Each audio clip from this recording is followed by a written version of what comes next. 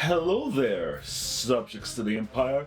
This is I Am the Empire, where we review hull transmissions intercepted and decoded by our agents from the Imperial Security Bureau. Today's report is in the first two episodes of Skeleton Crew. Before we get started, here's some disclaimers. First, disclaimer. This report and all these reports might contain spoilers. Second disclaimer. This reviewer is biased. They find most of the currently made Star Wars to be mediocre. Any high points they have are usually washed over with some cartoonish elements. Watching Disney produce things can often feel like a chore. There have been a few exceptions. Will Skeleton Crew be one of them? From the promotional materials, this show seems to be targeted at kids. Other members of the family might enjoy parts, but it's a kids show. You can't judge it the same as you would a show that features a more adult cast. One last thing before I start this review.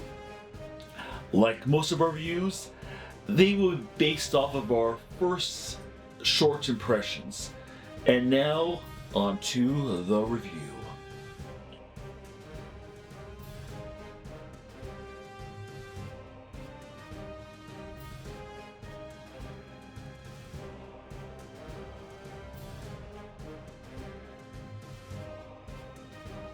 Based on these first two episodes, I can say that this show is good. It has the right tone. There's enough to keep the kids and grown-ups both entertained. Plus, these kids can act. Series opens with a violent boarding of the ship by a band of pirates. I use the term violence correctly. This might be a show aimed at kids, but the pirate attack is violent, but there's no actual blood flying. No kids safe slapstick fighting present here. The scene ends with the pirates discovering that the ship has nothing of value on board, resulting in them turning against their captain, a mysterious masked man. We are then taken to a very too close to home equivalent of our real world planet. Yes, their homeworld is distracting, but there's a good reason for this. At least for the audience's sake. You want the kids watching home to relate to these characters. Those kids on screen go to school and live in the suburbs just like me. Plus, these characters are leaving their very normal lives to go on a grand adventure. You must start them off in a very normal looking place so that the strange and fantasy world has a more greater impact.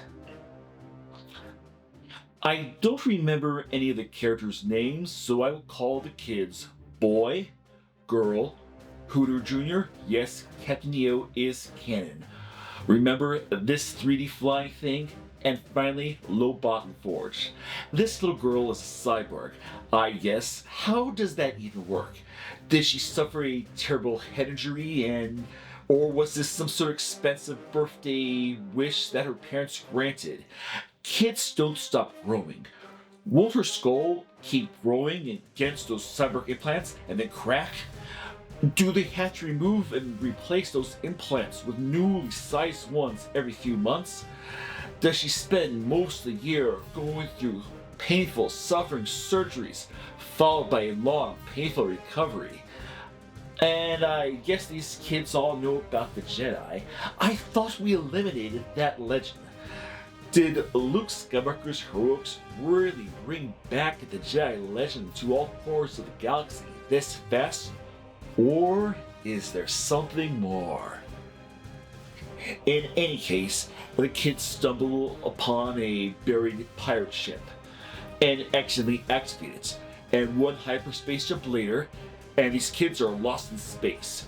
Kids now enter the world of pirates, visiting a pirate cove, looking for directions back home, where we learn that the name of their homeworld is also the name of some long-lost pirate treasure world.